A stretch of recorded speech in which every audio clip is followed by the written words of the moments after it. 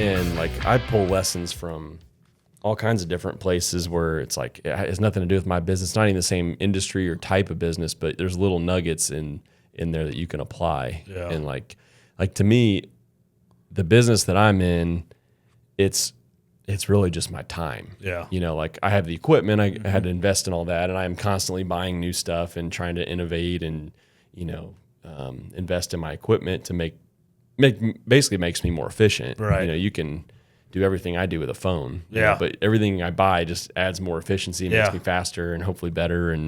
But like I don't have to go buy material or like, you know, all that stuff. Like how did you get started with when you started, you know, doing these big projects where you got to have guys that can help you. Like probably weren't doing everything all by yourself. I know you were a lot, you know, hands-on early on. But you know, you got to be able to, if you're replacing somebody's bathroom, like you got to be able to buy all this stuff and material and like, cash flow's huge. How do you, and that's probably where a lot of guys struggle at the beginning. Yeah, it is. Trouble. And I think, kind of being consistent with like your quotes and your proposals and then just the way you do business. Like most of let's pick a bathroom or a kitchen remodel. Typically we do like a 50% down. And then if it's a 30, 45-day job, we may put a clause in it because you need cash flow to pay for cabinets, countertops, labor, plumbing, electrical, all the things. You might say, you know, when we're ready to set countertops, we'll do a 25%. Okay. We'll get that and then the rest upon completion. But most of the time, we don't make money our priority, you know, with customers. Like that to me is, I don't know why I'm that way, but that's like the last thing on my mind. I mean, obviously, we want to get paid, we want to fund the project, and we want to complete the project. But our customer, the happiness and the satisfaction of that customer is priority one. However, you do have a business to run, and you have people that'll breathe down your neck if they don't get paid the second they're done, right? Yeah. In this day and age, I don't know why I'm so sensitive to this, but I feel like a lot of people almost want paid before they do the job anymore. And it's so irritating to me. I'm like, you're basically telling me all I care about is getting paid, right? But that I'm getting off topic on that part of it. But yeah, I mean, you have to have money coming in, or you have to have, you know, money stacked up to where you can be your own bank, your own line of credit, if you will, to keep things going. But you don't want to extend yourself too far because if you have a customer, you know, just lose all their money and they can't pay it, then you're on the hook for that, right? So you have to be a little disciplined and not use house money as much. Unless you just know the situation's going to be good, then you can. But yeah, that comes with experience, though. Yeah, and you'll get burned. I mean, you know, I say this a lot. My failures are how I learn. Like if you ever get screwed over on a job and it hurts, pain is one of the best tools of education you'll ever get. So, yeah, you'll let it happen once. The second time, shame on you. Third time, it's, you know, you kind of knew that was coming. But being disciplined with the money part. We don't talk about that much in entrepreneurship, but there's not a lot of training on like money discipline and money management. I mean, if you saw my desk, I've got 3 huge computer screens, and I've got probably more Excel spreadsheets on my computer than Excel does. Like everything we do is documented because I need to know where everything's going. For my own sanity. And then at the end of the week, I do a checkup on every job, make sure money matches the savings account, you know, because I hate hanging on to people's money. Mm-hmm. However, you need money and capital to keep projects moving. Almost every sub needs a deposit. The subs that I trust that's been with me from day one that I just know, I'll just pay it in full to get it off the books, so to speak. But, if they start dragging their feet and they start, you know, then that goes away like immediately. I'll never do it again. But there's some guys that just can't manage that money. You know, they don't plan on those rainy days, those slow times. They don't plan on even the good times when it's real good. You know, when things are real good, people just say, "Oh, it's gonna be like this forever." Well, dude, it ain't. I can promise you that.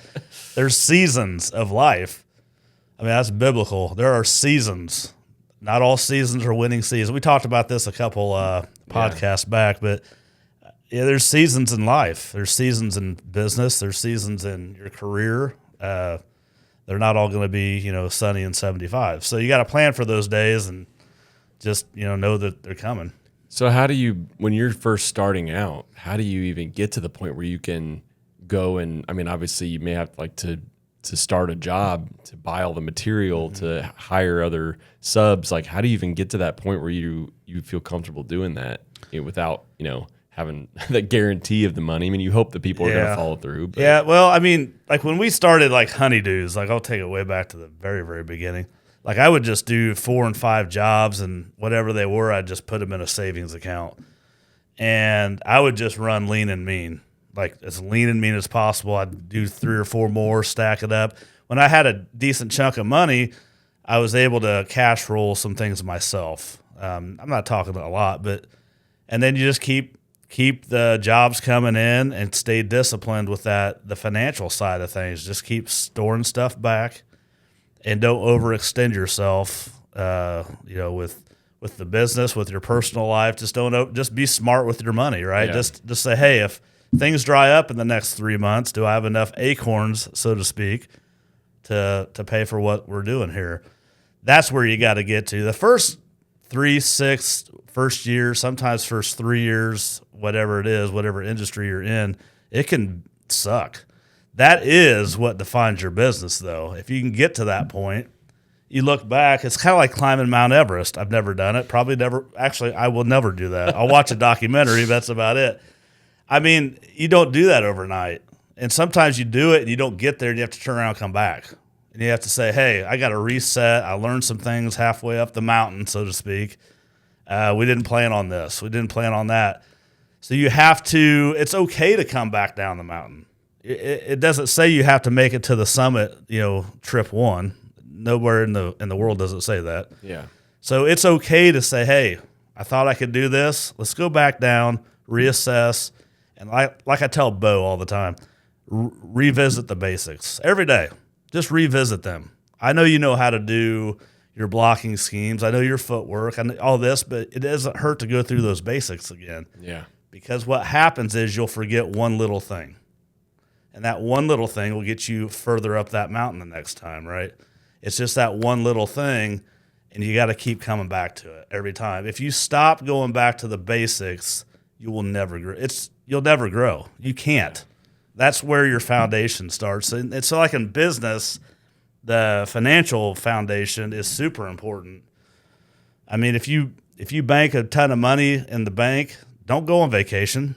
Don't blow it on a truck and a fishing boat. Say that is our operating money. That's a gift. Now we can grow this empire, so to speak, right?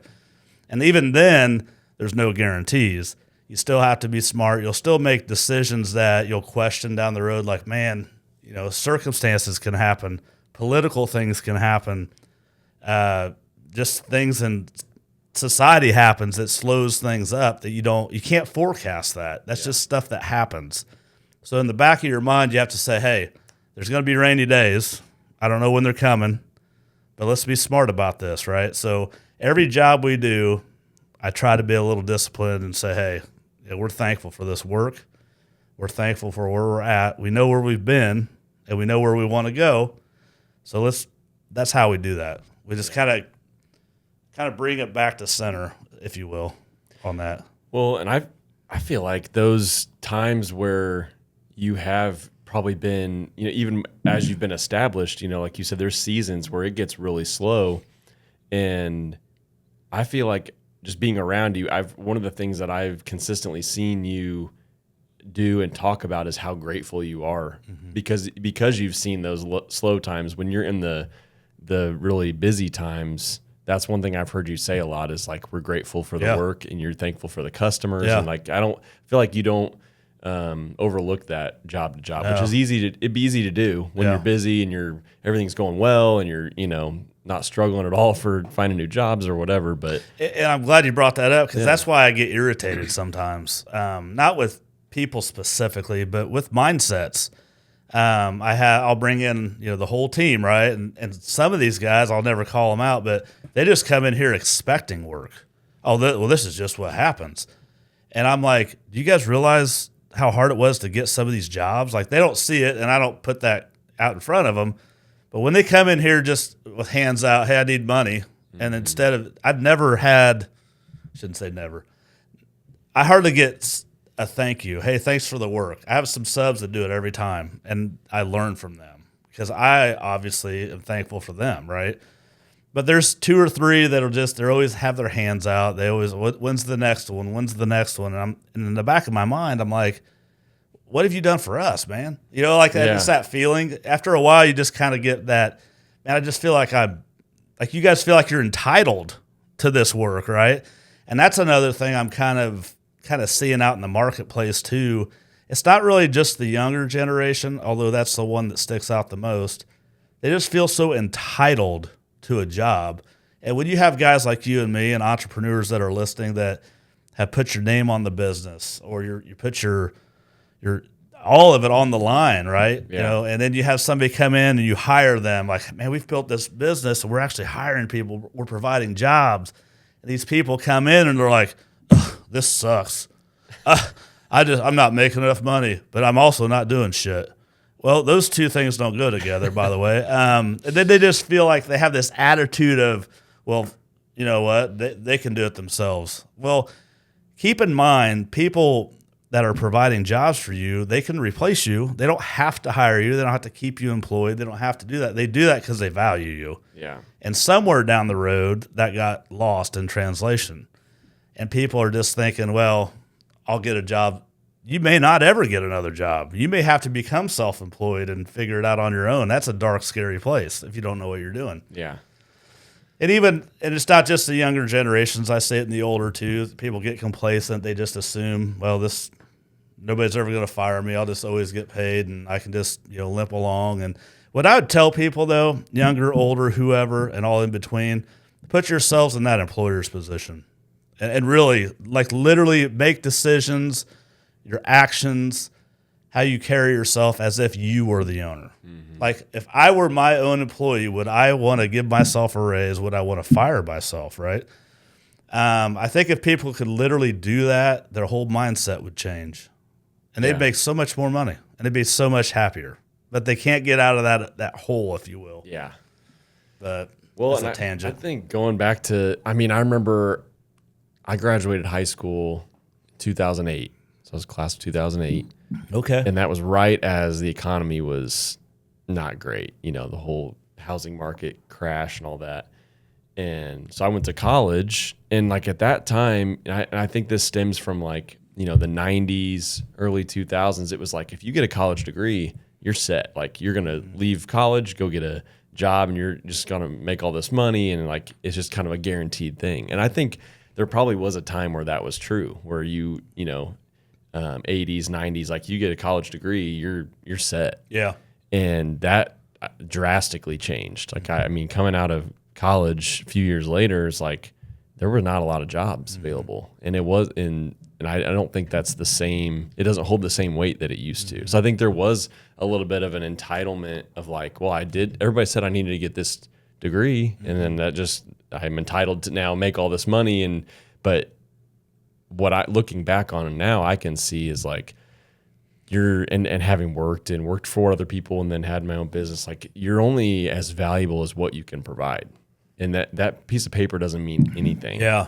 And I had a conversation with a guy that's in college a couple weeks ago, and that's one of the things I was trying to tell him is like, you're going to graduate, you're going to get the degree, that's great, but like the internships, the opportunities that you take advantage of to get skills while you're in college, that's the most important thing. That's why I feel entrepreneurship, and this podcast is really geared towards that, but I feel like that is what gets you to that next step. So, for example, to your point, out of college, you can say, I went to college for 4 years, 5 years, whatever, and I'm getting a placement job. I'm going to make $120,000 a year. I'm set, right? Yeah. That is great. Cool. But what you're missing is you'll probably make that and maybe a little bit more for the rest of your life, right? Cost of everything goes up. That may not go up. $120,000 is nothing anymore. It used to be a lot. Yeah. What I'm getting at is if you can make that $120,000 job, I feel like you have to be, in order to take it to $1 million a year, you have to become a business person. Yeah. You have to become a way of turning that into a lot more, providing jobs. You may have to become a business owner with that skill set and walk away from that $120,000, 9 to 5. Yeah. Which everybody, same with me. When I was growing up, I was like, man, if I ever make $100,000 a year, holy cow. And I'm like, that was back then. Yeah. Now it's, can you make $1 million? Can you make $10 million? That's the next nugget. And I feel like if you don't stay up with the times and up with the market and up with how business progresses, it's just harder to push that rock up the mountain, so to speak. And I'm right there with them. I'm that guy underneath pushing it up every day. Yeah. So I get it. I just don't want the younger generation to think all I've got to do is get to that point and I'm set, because that is not it. That's a requirement. That's not a privilege. That's like, you're required to get there. Yeah. So it's not like, let's throw this party for everything we've done good. No, that's just part of life, dude. Yeah. Get to there and then grow that because then you're going to have a family to take care of. If you become a business owner, you've got people that rely on you. Like that's a huge thing that I don't take for granted. There's a lot of people that count on me. So I don't take days off. I can't.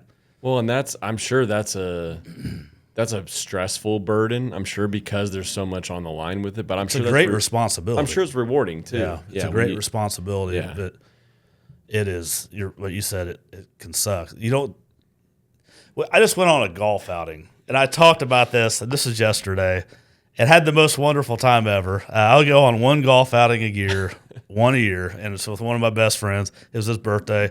Him and his dad and his brother and I, all four of us went, and it was the Heroes golf outing that I think Baileywood and Stewart Home Group put together.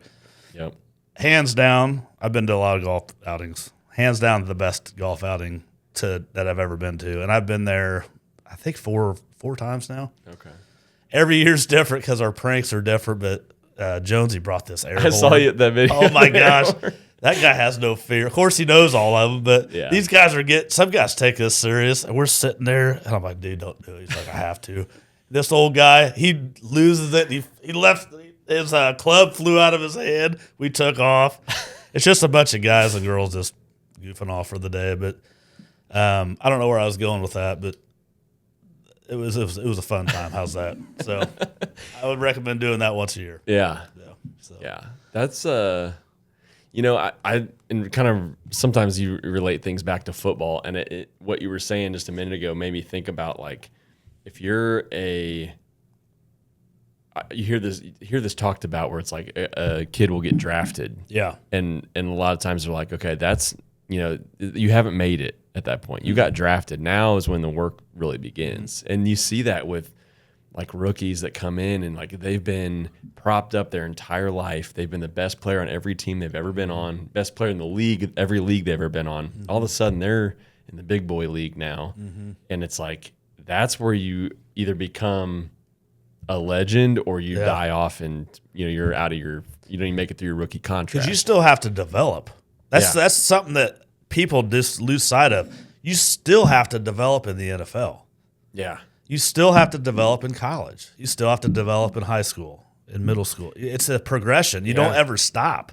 And there's no patience in professional sports. Yeah. That. But I think that's where you see the difference in guys of like, okay, they get drafted. It's like, okay, now I'm not entitled to anything at this point. Just because I made it doesn't mean I made it. Like, I'm good. And I think that's the same kind of mindset of like, you graduate college or you get your first job out of high school, and like at that point, that's when you start really building your career. It's I don't play Monopoly a lot. That's my dad. It was my dad's favorite game, and I'll never forget this. But we'd always play, and you'd collect that $200, right? That's to me what that is. That's what life is. All right, dude, you went to college. You can pass go and collect your $200. Welcome to the real world, dude. Yeah. You're back at it again with the rest of us. You're no different than us. It's kind of like, I love football analogies because you look at like Scattaboo for the Giants. Like, he was like a Mike Allstott, but maybe 30 pounds, 40 pounds lighter. Mike Allstott's still the GOAT in my opinion because he's a Purdue guy. But Scattaboo is like 220, 230, like 5'11", something like that, and is just putting 6'5" dudes on their ass, man. Yeah. And they are 1-5. Tell me that guy ain't a little pissed off. He's given some of his best years to a team that's tanking, right? Yeah. But look at his mindset. He does not care. Because guess what? Every day, and I tell this to Bo, I tell this to Brooklyn, anybody that's trying to better themselves, every day the tape's rolling. It may not be physical tape like this, but people are watching every day. I'm watching, you're watching. Most importantly, yourself. You're watching yourself. You can look yourself in the eye, in the mirror, and say, man, I kind of tanked too. So guess what? If Scadaboo says, oh, we're 1-5, and he just goes half, he ain't going to be playing next year. Yeah. Or he's just going to, his value just goes way down. And he knows that. He knows that if I don't put out the best every game, even though we're 1-5 and we're not winning football games, then I'm not doing what I said I was going to do. Somebody will pick him up, and he'll go and win championships, right? But his shelf life, and he knows it, is low because running backs, they don't play 20 years. Right. Yeah. So this is year one of probably 7 or 8, maybe 10. Who knows? I don't know. I hope it's forever. But he knows that. Yeah. And most of those players, when you get to that level, know that. And they know their people are watching. Even Bo, he'll talk about the varsity guys. He's like, hey, Dad, whoever we're playing, they got a scout from IU watching number 5 on the defense, so watch that kid. I'm like, oh, that's kind of cool. So even at this level, they're watching, you know. Yeah. So in life, everybody's watching. So I think that's something to be mindful of, especially as time goes on and we learn and grow.